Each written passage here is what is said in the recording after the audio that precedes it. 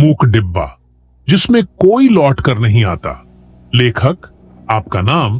प्रस्तावना भारत के मध्य क्षेत्र में बसा एक पुराना स्टेशन था, जिसका नाम था राजापुर जंक्शन। यह स्टेशन कभी गुलजार रहता था, पर पिछले कुछ दशकों में यह वीरान हो गया। वहां एक पुरानी मान्यता थी कि रात को चलने वाली काली रात की गाड़ी में एक डिब्बा जुड़ता है। लोग उसे मूक डिब्बा कहते थे। ऐसा कहा जाता था कि जो यात्री उस डिब्बे में बैठता है वह फिर कभी वापस नहीं आता। लोगों ने कई बार उस डिब्बे को देखा था।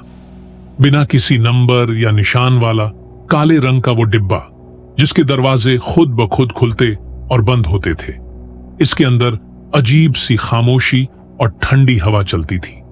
राजापुर के लोग उस डिब्बे से डरते थे, लेकिन कोई नहीं जानता था कि उसके अंदर क्या रहस्य छुपा है। कहानी की शुरुआत। राहुल की जिद कहानी शुरू होती है राहुल नाम के युवक से। राहुल 25 साल का एक जिज्ञासु और साहसी लड़का था, जो पैरानॉर्मल और भूत प्रेत से जुड़ी कहानियों में गहरी दिलचस्पी रखता था। उसका मानना था कि ये सब सिर्फ मन की कल्पनाएं हैं। वो YouTube पर एक पैरानॉर्मल इन्वेस्टिगेशन चैनल चलाता था, जिसका नाम था सच या अफवाह। राहुल को राजापुर स्टेशन और उस मूक डिब्बे की कहानी के बारे में इंटरनेट पर पता चला। उसे लगा कि ये सिर्फ एक अफवाह है, और उसने वहां जाकर सच्चाई जानने की ठान ली। उसने अपने दोस्तों आदित्य और नेहा को इस मिशन में साथ चलने को कहा। वे दोनों भी डर और उत्साह के बीच हां कर गए। यात्रा की तैयारी राहुल ने तीनों के लिए कैमरे, टॉर्च, गोप्रो और स्पिरिट बॉक्स की तैयारी की। वे 13 फरवरी की रात को राजापुर स्टेशन पहुंचे। रात के 12 बज रहे थे। स्टेशन सुनसान था। सिर्फ हवा की आवाज और कभी कभी प्लेटफॉर्म पर लटकते पुराने पंखे की चर्र चर्र की आवाज सुनाई दे रही थी। राहुल ने अपनी रिकॉर्डिंग चालू की और प्लेटफॉर्म नंबर 2 पर पहुंच गया। वहां खड़े एक बूढ़े चौकीदार ने चेतावनी दी, बच्चों, इस गाड़ी में आखिरी डिब्बे की तरफ मत जाना। जो वहां गया वो फिर कभी नहीं आया। राहुल ने हंसते हुए कहा, काका, हम डरते नहीं, हम सच्चाई ढूंढने आए हैं। काली रात की गाड़ी का आगमन रात के 1 बजे प्लेटफॉर्म पर ट्रेन आकर रुकी। ये ट्रेन थी रात्रि एक्सप्रेस। सभी डिब्बों में रोशनी थी, पर आखिरी डिब्बा पूरी तरह काले रंग का था। कोई नंबर नहीं, कोई खिड़की नहीं। उसका दरवाजा धीरे से अपने आप खुला, जैसे किसी ने बुलाया हो। आदित्य और नेहा डर के मारे कांपने लगे, लेकिन राहुल ने हिम्मत दिखाई और उस डिब्बे में पहला कदम रखा। उसके पीछे दोनों दोस्त भी आ गए। दरवाजा उनके अंदर जाते ही अपने आप बंद हो गया। फिर सब कुछ शांत, बहुत ज्यादा शांत, इतना कि उनकी सांसें भी तेज सुनाई दे रही थीं। डिब्बे के अंदर का दृश्य डिब्बा अंदर से अजीब था। दीवारों पर जंग लगी थी, लेकिन कहीं कहीं खून जैसे धब्बे भी नजर आ रहे थे। सभी सीटें टूटी फूटी थीं, पर सबसे अजीब बात थी कि सीटों पर अजीब आकृतियां बैठी थीं। उनके चेहरे नहीं दिख रहे थे, लेकिन लगता था जैसे वो किसी का इंतजार कर रही हों। आदित्य ने स्पिरिट बॉक्स ऑन किया तो उसमें से टूटी फूटी आवाज आई, हमसे दूर रहो, ये हमारा घर है। अजीब घटनाएं शुरू होती हैं। नेहा ने महसूस किया कि कोई उसके कंधे पर हाथ रख रहा है। जैसे ही उसने मुड़कर देखा, वहां कोई नहीं था। फिर अचानक डिब्बे की बत्तियां झपकने लगी। सीटों पर बैठी आकृतियां धीरे धीरे उनकी ओर मुड़ने लगी। राहुल ने डरते हुए कैमरा उनकी ओर किया, लेकिन कैमरे की स्क्रीन में दिखाई दे रहा था कि वे आकृतियां उनके बेहद करीब थीं, जबकि असल में कुछ नजर नहीं आ रहा था। खूनी इतिहास की परतें खुलती हैं।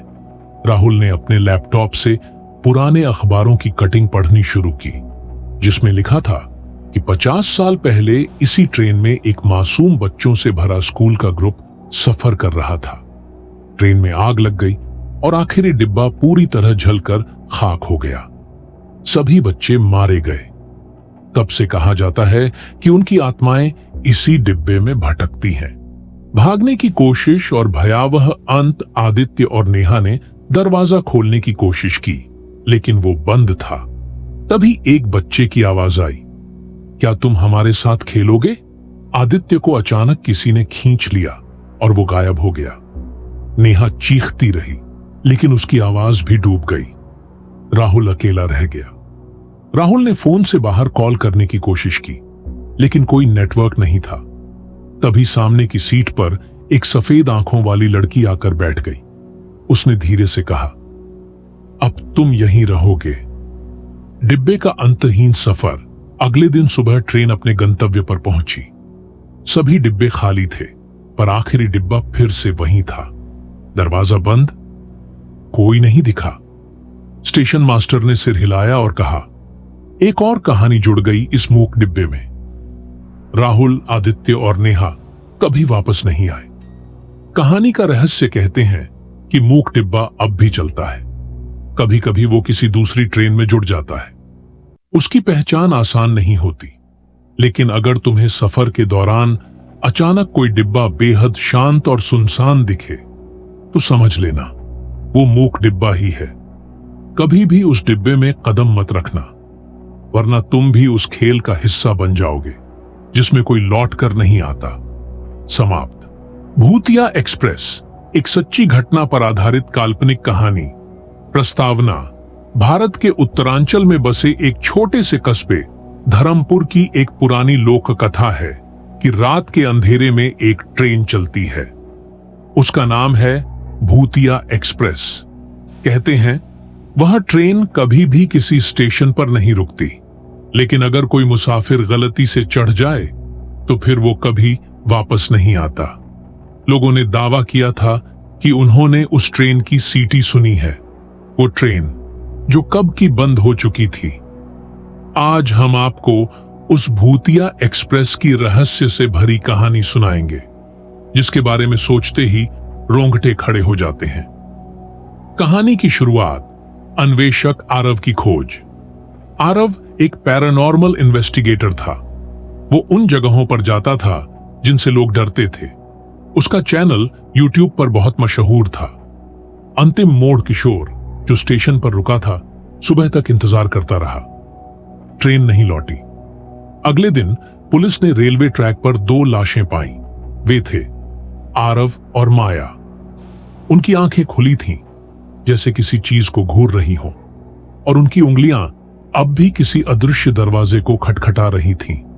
आज भी डरावनी सच्चाई। धर्मपुर स्टेशन पर आज भी लोग दावा करते हैं कि रात 12:45 पर ट्रेन की सीटी सुनाई देती है, और कोई अगर प्लेटफॉर्म 13 पर खड़ा हो तो वो भूतिया एक्सप्रेस उसे लेने आती है, पर कोई लौट कर नहीं आता। कहानी का संदेश: कुछ रहस्य कभी सुलझाए नहीं जा सकते। कुछ दरवाजे ऐसे होते हैं जिन्हें कभी नहीं खोलना चाहिए, वरना भूतिया एक्सप्रेस तुम्हारी अगली यात्रा बन सकती है। एक दिन किसी ने उसे धर्मपुर स्टेशन की कहानी सुनाई। भैया, रात के 12 बजे वहां मत जाना। भूतिया एक्सप्रेस आई तो फिर लौट कर नहीं आओगे। आरव ने हंसते हुए कहा, डर और मैं? कोई चांस नहीं। उसने अपने दोस्त माया और किशोर के साथ मिलकर उस ट्रेन के रहस्य को सुलझाने का फैसला किया। धर्मपुर स्टेशन की रात। वे तीनों 13 अप्रैल की रात धर्मपुर स्टेशन पहुंचे। स्टेशन सुनसान था। एक बूढ़ा गार्ड दिखाई दिया। उसके चेहरे पर डर साफ झलक रहा था। मत जाना बेटा, कई लोग गए हैं, कोई लौट कर नहीं आया, उसने कांपती आवाज में कहा।